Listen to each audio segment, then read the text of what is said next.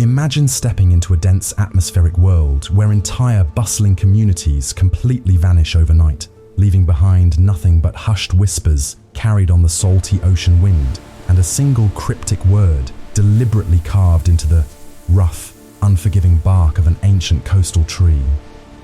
The damp, heavy mist rolls steadily through the thick canopy of the dense 16th century forest, blanketing an empty, silent settlement in an eerie, profound quiet that chills the bone and deeply ignites the historical imagination. The year is 1587, and a highly resilient group of brave English settlers, carrying the immense weight of their ambitious nation's grand hopes for colonial expansion, has finally arrived on a remote, windswept island located just off the treacherous coast of what the modern world now recognizes as North Carolina. A beautifully rugged place they originally named Roanoke, but which history would forever remember in hushed, dramatic tones as the tragic, lost colony. Within merely a few fleeting years of their optimistic arrival, every single man, woman, and delicate child would disappear without leaving a single trace of their departure, leaving behind totally empty homes, quickly overgrown gardens, and only a solitary haunting word heavily etched into a sturdy wooden post: Croatoan. Who exactly were these courageous, desperate people who willingly crossed a vast, terrifying ocean only to be seemingly swallowed by the immense vastness of an entirely unfamiliar continent? What mysterious, unexplained sequence of events actually unfolded beneath the deeply shadowed branches of these towering oak and pine trees so many hundreds of years ago? And exactly why has this profound historical enigma continuously haunted the dedicated minds of modern historians, curious archaeologists, and passionate storytellers for well over 4 long centuries? Join us today as we slowly and meticulously unravel the chilling, complex story of America's very first vanished colony, deeply exploring the buried secrets, the captivating academic theories, and the groundbreaking modern scientific discoveries that may finally, after hundreds of years of endless speculation, reveal exactly what transpired on that lonely, isolated island, before the thick grey fog of the American coast swallowed them entirely. These hopeful settlers stood together upon the bustling, rain-slicked cobblestone docks of late 16th century England, their hearts pounding with a mixture of sheer terror and boundless anticipation, under the ambitious visionary orders of the incredibly wealthy Sir Walter Raleigh, a man whose personal dreams of colonial expansion perfectly matched the era's relentless thirst for global discovery. Brave men, women, and children gathered all of their worldly possessions. Women and children gathered all of their worldly possessions for the perilous voyage of Over a lifetime. 115 brave men, women, The and English children port was a gathered all of their chaotic, worldly overwhelming possessions. symphony of Their departure, relentless thirst for a global loud, discovery. relentless cacophony of sound, smell, and continuous motion that completely surrounded the anxious travelers. Imagine standing right there among them, hearing the loud, aggressive haggling of local street merchants aggressively selling their last-minute provisions, feeling the rhythmic, heavy creaking of massive wooden oak galleons swaying gently against the ancient stone piers, and wincing at the sharp, echoing cries of exhausted dockworkers heavily hauling massive wooden crates bound tightly with thick, rough hemp ropes. The heavy, pervasive scent of salty sea air aggressively mingled with the pungent, unmistakable odors of melted waterproof tar, the savory aroma of roasting meats drifting from nearby street vendors, and the damp, heavy wool of the travelers' thick winter coats as they prepared to leave the only home they had ever known. The subsequent journey across the vast, deeply unpredictable Atlantic Ocean was an incredibly arduous testament to sheer human endurance, demanding several grueling, terrifying months of expertly navigating treacherous, towering ocean swells and entirely unpredictable gale-force winds that constantly threatened to tear their fragile, creaking wooden vessels completely apart. Below the main deck, anxious families huddled tightly together in incredibly cramped, dimly lit, and intensely stifling quarters, constantly listening to the relentless, violent crashing of the dark waves against the hull and the continuous groaning of the ship's massive timber beams. Their daily reality completely defined by a severe, terrifying scarcity of fresh provisions, and the lingering, ever-present psychological anxiety of the totally unknown world eagerly awaiting them across the horizon. Upon finally reaching the isolated sandy shores of Roanoke Island, the deeply weary travelers carefully disembarked into a lush, vibrant landscape that was as breathtakingly beautiful as it was fiercely, uncompromisingly untamed. Highly detailed maps drafted by incredibly skilled cartographers during that specific era beautifully illustrate the island's stark, terrifying isolation, showing it entirely surrounded by extremely treacherous, shifting sand shoals and complex, winding river estuaries that made deep water ship navigation exceedingly dangerous and essentially severed the colonists' direct, reliable lines of communication with their distant English homeland. At the very heart of Roanoke's compelling dramatic story stood the newly appointed Governor John White, a highly experienced, deeply observant worldly explorer, and an incredibly talented artist whose heavy daily responsibility was safely guiding these deeply hopeful settlers through the immense daily challenges of a totally foreign coastal environment. His intricate, beautiful pencil sketches and highly detailed watercolor paintings provided the curious European world with their very first vivid, accurate glimpses of the stunning local flora, the incredibly diverse animal fauna, and the highly complex, deeply rooted tribal societies of the indigenous native populations living along the coast. Families arrived on the sandy beaches with their hearts completely full of hope,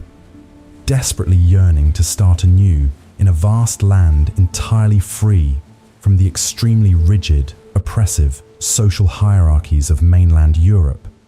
And standing right among them was Governor White's own heavily pregnant daughter, who would very soon give birth to the infant Virginia Dare, proudly and forever recorded by history as the very first English child born in the Americas. Her beautiful, completely innocent birth was a momentary shining ray of bright, joyous light in a harsh world deeply shadowed by continuous uncertainty, serving as a delicate, beautiful symbol of the enduring human desire to plant deep roots and build a lasting future completely regardless of the numerous surrounding perils. Silently watching these strange, pale newcomers with a highly complex mixture of natural, human curiosity and entirely justified, defensive caution were the proud members of the local Croatoan tribe, the original, deeply ancestral inhabitants of the region who possessed a profound, incredibly intimate, generations-old understanding of the coastal ecosystems, the rapidly shifting weather seasons, and the delicate, necessary balance of life on the fragile barrier islands. Every single difficult decision Governor White made during those early days carried an immense, completely crushing weight, requiring him to carefully, constantly balance the urgent, daily physical requirements of community survival with the absolutely critical, incredibly delicate need for peaceful, respectful diplomacy with the surrounding native populations. Carefully preserved historical letters and deeply personal journal entries written by the settlers vividly reveal a poignant, deeply emotional blend of soaring, optimistic hope and a slowly creeping, highly insidious psychological fear, perfectly and dramatically setting the historic stage for a monumental, unprecedented historical mystery that clearly continues to endure powerfully through the centuries. Daily life within the heavily fortified palisade walls of the Roanoke settlement was an exhausting, relentless physical and mental challenge that deeply tested the very outer limits of their human endurance. The sandy, heavily nutrient-poor coastal soil fiercely and stubbornly resisted their dedicated agricultural efforts, causing their carefully planted, entirely foreign English crops to severely struggle and tragically wither beneath the intense, unyielding, deeply oppressive heat of the southern summer sun. As their precious, carefully rationed initial supplies from the ships steadily and dangerously ran low, their absolutely essential interactions with the neighboring Croatoan tribe became far less about simple, friendly curiosity and significantly more about a desperate, completely cautious necessity for mutually beneficial trade and the sharing of vital survival knowledge. Imagine the incredible, back-breaking physical effort required simply to exist in that era. Determined, sweat-drenched men swinging heavy, hand-forged iron axes from the very first light of dawn until the deep dusk, working tirelessly to fell towering, sap-filled pine trees, meticulously constructing sturdy wooden living cabins and extremely thick, highly defensive wooden palisades to protect their fragile families against completely unknown lurking dangers. The dusty settlement echoed constantly with the loud rhythmic sounds of intense daily labor. You could clearly hear the sharp rhythmic metallic ringing of the local blacksmith's heavy iron hammer, loudly shaping glowing red-hot iron tools over a roaring, intensely hot fire pit. The dull, repetitive thud of thick wood being aggressively split for the evening fires, and the low, constant hum of incredibly anxious conversations between worried parents. Exhausted women tirelessly maintained the critical domestic sphere, deeply tending to the incredibly smoky outdoor fire pits where they carefully boiled their increasingly meager daily rations, meticulously mending rough linen shirts and heavy, wool clothing that entirely too quickly frayed and tore in the harsh, unforgiving wilderness, and desperately trying to nurture their small, heavily struggling family garden plots with water carried by hand from the nearby streams. Even the innocent young children, though naturally resilient and easily adaptable to new surroundings, found their playful, carefree moments running near the fortified wooden walls, heavily overshadowed by the silent, deeply pervasive tension that so clearly gripped the entirely exhausted adult population. Each modest, carefully portioned meal, every roaring fire carefully built to aggressively ward off the encroaching, terrifying dark of the wilderness night, and every single sharpened, wooden spike driven deeply into the coastal earth required a monumental, completely unified collective effort from the entire group. While John White's beautifully composed, highly detailed artistic sketches beautifully depict a serene scene of organized, highly purposeful community activity, peering closely behind those carefully illustrated lines clearly reveals a desperate community stretched entirely to its absolute breaking point, where every single passing day on the isolated barrier island was a severe, unrelenting test of their collective human will, ominously and quietly foreshadowing the completely mysterious, rapid disappearance that was slowly creeping directly toward them. Recognizing the absolute dire, potentially catastrophic need for fresh daily provisions, vital new farming tools, and significant additional protective manpower,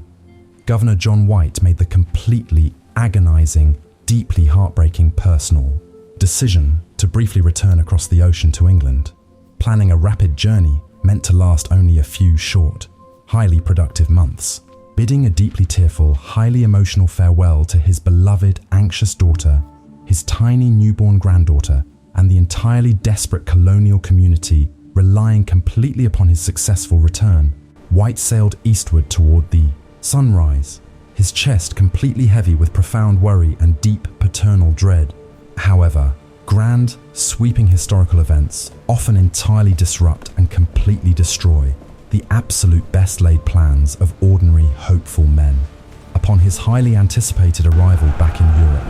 White was completely devastated to find his beloved English homeland entirely consumed by a massive, all-encompassing, highly destructive naval conflict with the incredibly mighty Spanish Empire. Because the ruling queen had strictly and forcefully ordered that absolutely every single available seaworthy vessel be kept safely in the home port to aggressively defend the island nation against the massive looming threat of the approaching Spanish Armada, White found himself completely, utterly trapped, entirely unable to secure even a small ship to quickly return to his desperately waiting family across the ocean. For 3 incredibly long, deeply agonizing years, White helplessly paced the busy, incredibly damp cobblestone streets of London, deeply and continuously tormented by absolutely terrifying, sleepless visions of his isolated colony suffering terribly from a severe scarcity of provisions, or entirely succumbing to the harsh, unpredictable climatic frailties of the American wilderness. It was not until the distant year of 1590 that he finally mercifully managed to secure a highly coveted passage back across the vast, dark Atlantic Ocean.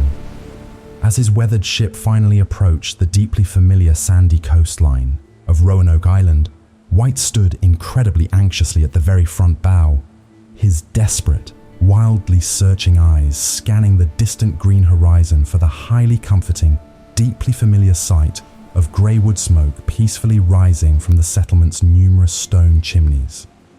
Instead, he was immediately greeted by a profoundly chilling, absolutely terrifying, and completely absolute silence that seemed to entirely swallow the surrounding landscape. Pushing frantically and aggressively through the deeply dense, completely overgrown coastal brush, White and his heavily armed landing party finally reached the exact site of the former colony, only to freeze completely in utter, breathtaking disbelief at the shocking sight directly before them. The entire, once bustling village was entirely empty, devoid of all human life. The deeply sturdy, hand-built wooden homes they had so painstakingly constructed had been incredibly carefully, highly methodically, completely dismantled, leaving behind absolutely nothing but deeply overgrown garden plots, choking entirely with wild, twisting green vines and completely abandoned sandy walking grounds. There were absolutely no visible signs of any violent struggle, absolutely no scattered personal belongings left behind, no hastily dropped iron tools resting in the dirt, and completely no written letters left behind to clearly explain their incredibly sudden, highly coordinated departure. The absolutely only single haunting, deeply mysterious clue in the entire deserted area was the bold, capitalized word Croatoan carved incredibly deeply and deliberately into a highly prominent, thick wooden fence post, along with the distinct letters CRO carefully etched into a nearby ancient tree trunk. Crucially and deeply importantly, the cautious settlers had previously and very explicitly agreed that if they were ever forcefully made to suddenly leave the island under extreme duress or in clear present danger, they would deliberately carve a prominent cross symbol directly above their destination's carved name. Yet absolutely no such warning cross was anywhere to be found in the entire abandoned settlement. This shocking, entirely unprecedented historical discovery immediately birthed a massive multitude of highly complex academic theories and relentless, deeply passionate speculation that has absolutely captivated the curious minds of historical scholars for many hundreds of years. Did the entirely desperate colonists, finally realizing that a heavily delayed rescue ship was simply not coming in time to save them, make the highly pragmatic, deeply logical decision to fully and peacefully integrate themselves with the incredibly friendly Croatoan tribe located safely on nearby Hatteras Island, successfully and peacefully blending their European bloodlines, their spoken language, and their daily culture with the deeply established indigenous population in a highly mutual, necessary quest for shared survival? Or did they tragically fall victim to the severe, highly unforgiving climatic frailties of the region, completely succumbing to an absolutely devastating lack of available food during what scientists now know was one of the most severe, prolonged environmental droughts the coastal region had experienced in many centuries? Other incredibly compelling, highly researched theories suggest they may have hastily and desperately